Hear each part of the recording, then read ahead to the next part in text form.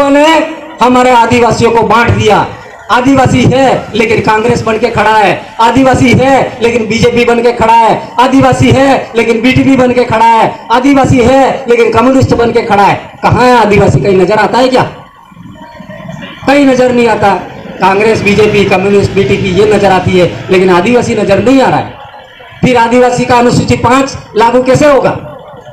ग्राम सभा जो गठित होगी उसके अंदर बीटीपी समर्थित आदिवासी है वो भी आएगा, कांग्रेस समर्थित है वो भी आएगा, बीजेपी समर्थन है वो भी आएगा, और सारों को मिलकर के एक गांव की जो ग्राम सभा बनेगी उसके अंदर 20 आदमी नॉमिनेट होंगे, और उस गांव का जो डिसीजन है वो 20 आदमी करेंगे।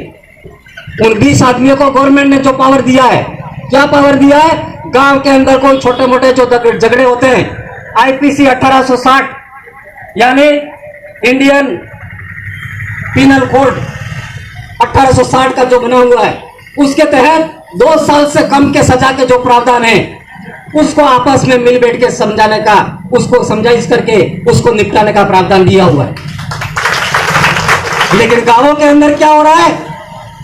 पुलिस वाले जो हैं, पुलिस बंधु भी यहां पर बैठे हुए हैं, वो बुरा नहीं माने क्योंकि इनको भी इस बारे में जानकारी नहीं है। जानकारी नहीं है उसका उदाहरण मैं बता देता हूं। डूंगरपुर साबला के अंदर जब ऐसा मैटर आया, तहसीलदार साहब, थानेदार साहब, इन सारों को पैसा एक्ट के बारे में जब हमने आरटीआई के तहत सूचना मांगी, इनको जानकारी नहीं मिली। हमने आयोग को लिखा, जयपुर में आयोग को लिखा तो आयोग ने उनकी पेशी कर दी जयपुर में। तो वहां पर जाकर के क्या बोलते हैं? हमको इस कानून के बारे में जानकारी नहीं है। इनको तो सिर्फ ये चाहिए कि पैसा कहां मिलता है, ये चाहिए। 2 आदिवासी झगड़ते हैं, परिवार के अंदर 2 आदमी झगड़ते हैं, तो झगड़ा 2 का है लेकिन 12 आदमियों का नाम इसके अंदर लिखा जाता है। ये भी था, ये भी था, ये भी था। फर्जी मुकदमा बना करके हमारे लोगों को वहां पर बुलाया जाता है, और बुला करके फिर कहते हैं 1000 रुपये तूला ना, 1000 रुपये तूला। पैसा एक्ट वहां चल रहा है भाई, पुलिस थानों के अंदर पैसा एक्ट चल रहा है, गांवों के अंदर कहां पैसा एक्ट है? पैसा एक्ट गांवों के अंदर चलना चाहिए, पुलिस थानों के अंदर पैसा एक्ट नहीं चलना चाहिए। इसलिए हमने अभी जो मांग पत्र रखा है उसके अंदर हमने लिखा है प्रत्येक पुलिस थाने के अंदर जितने भी जो कर्मचारी कार्यरत हैं, कांस्टेबल, एएसआई, थानेदार, एसपी, जितने भी जो शेड्यूल एरिया के अंदर प्रत्येक थाने में जनसंख्या के अनुपात में कर्मचारी होने चाहिए। तब जाके हमारे लोगों की वहां पर कोई पैरवी करेगा। वहां पर तुम्हारी बात को कोई सुनने वाला नहीं है। पैसा एक्ट की बात करते हो, पैसा एक्ट क्या होता है यूं बोलते हैं, और कोई जानता है तो वो क्या करता है? आपस में राजीनामा लिखवाता है, साइन करके वो कागज लगा देते हैं, और वहां पर जो है पैसों का खेल चल रहा है। न्याय कहां मिल रहा है? कहां है पैसा एक्ट? 2 साल से कम के सजा के प्रावधान गांव के लोगों को निपटाने का है, वो गांव के लोग कहां निपटा रहे हैं? निपटारा तो वहां हो रहा है, तुम लोगों को तो पता ही नहीं है ये। दूसरा जो है दारू की दुकानें, इस शेड्यूल एरिया के अंदर जितने भी दारू की दुकानें, चाहे वैध हो चाहे अवैध हो, उस दारू की दुकान को चालू रखना है या बंद करना है, उसका पावर जो है पैसा एक्ट के तहत ग्राम सभा को है। आज कोई ग्राम सभा को पता है दारू की दुकान मेरे को चलानी कि नहीं चलानी है?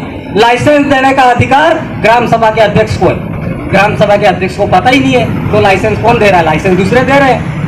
हमारे लोग चिल्ला रहे हैं, हमारी महिलाएं चिल्ला रही है दारू बंद करो, दारू बंद करो, लकड़ियां ले लेके रोडों पर घूम रही है। यह मासवाड़ा में बहुत आंदोलन चला दारू बंद करने का। हमने बोला भाई तुम्हारा कानून है, ग्राम सभा गठित कर दो। ग्राम सभा गठित करके जो भी यहाँ पर आबकारी विभाग है, कलेक्टर है, इनको नोटिस दे दो, इस गांव के अंदर दारू की दुकान नहीं चलेगी। गांव के लोग चाहेंगे तो चलेगी, नहीं चाहेंगे तो नहीं चलेगी। लाइसेंस गांव के लोग देंगे, आबकारी विभाग ये लाइसेंस नहीं देगा, वो तो सिर्फ एक कर्मचारी है। गांव के लोग कहेंगे तो आबकारी अधिकारी कानून लागू करेगा, और गांव के लोग मना करेंगे तो आबकारी अधिकारी स्वेच्छा से नहीं लागू कर सकता। पैसा एक्ट के तहत यह प्रावधान दिया है। वन विभाग का जो मामला है आपका, वन विभाग के अंदर आपके घर के आसपास में जो भी किस गांव में वन विभाग पड़ता है, लकड़ी है, चारा है, उसको काटने का अधिकार, उसको किसको लाइसेंस देना है किसको नहीं देना है वो ग्राम सभा को अधिकार है। लेकिन वन विभाग कब्जा बना के बैठा हुआ है। एक आदमी जो कई लकड़ियां गांवों के अंदर हमारे फॉरेस्ट के जो कर्मचारी है उनसे साठगार करके काट करके ले जाता है। शहरों के अंदर जितनी लकड़ियां कहां से आती है? शहरों के अंदर लकड़ियां पैदा होती है क्या? गांवों के अंदर होती है। तो गांव के अंदर जो लोग लकड़ियां लाते हैं वो जंगलों से लाते हैं।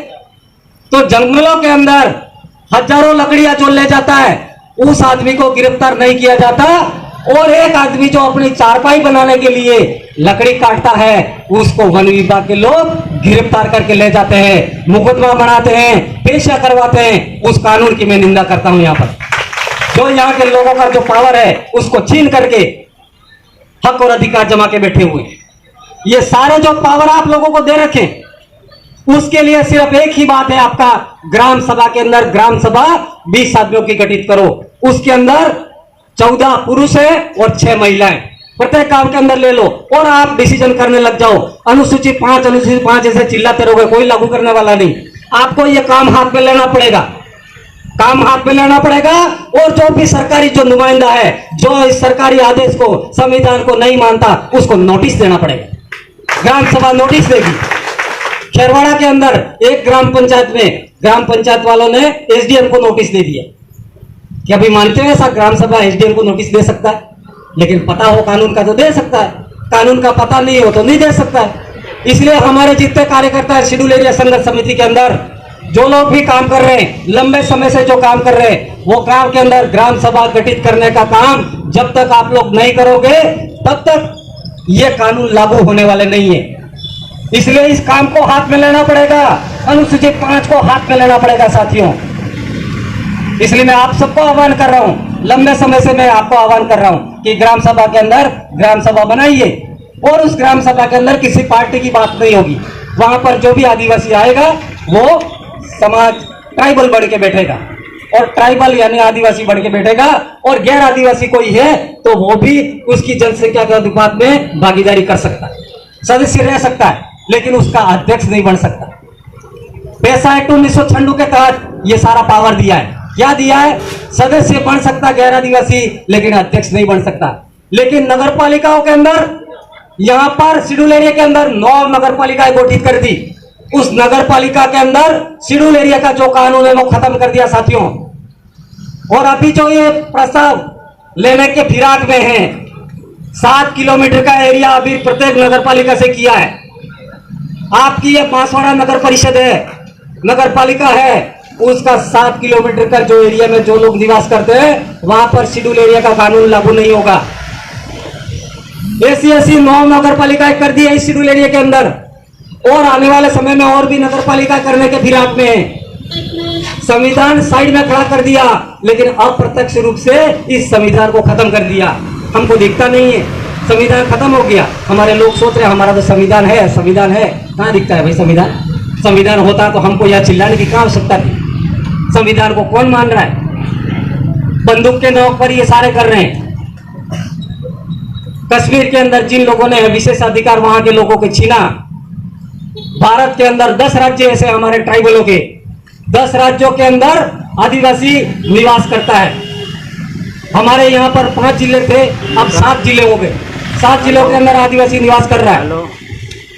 एरिया तो बढ़ा दिया, लेकिन उसको भागीदारी नहीं दे रहे। उसके अधिकार है, हक और अधिकार जो मिलने वाले वो नहीं दे रहे। तो शेड्यूल एरिया बढ़ा करके क्या कर रहे हो तुम? सिर्फ आदिवासी को खुश करने का काम कर रहे हो। अधिकारों को समाप्त कर दिया, एरिया बढ़ा दिया। एक भी अधिकार अभी हमको कहीं लोगों को मिल रहा है ऐसा आभास नहीं हो रहा है। कर्मचारियों का जो मामला मेन है उसके अंदर लोग होंगे तो पार्टिसिपेट हमारे लोगों के लिए कोई न कोई पैरवी करेगा। न्यायपालिका में हमारे लोग नहीं है, कई ऑफिसों में जाके देखो हमारे लोग नहीं है, और कुछ लोग हैं तो वो ज्यादा बोल नहीं पा रहे इस बारे में, और हमारी बात को कहीं सुना नहीं जा रहा है। और इसकी सुनवाई करने के लिए हमारे नेताओं के पास जा रहे तो नेता हमारे दूर दूर भाग रहे। तो अब क्या करें हम, आप बताओ? तरीका मैंने यही बताया आपको, ग्राम सभा गठित करो प्रत्येक गांव के अंदर। शेड्यूल एरिया के अंदर 5000 गांव है। कितने गांव है? 5000 गांव है। 5000 गांव अगर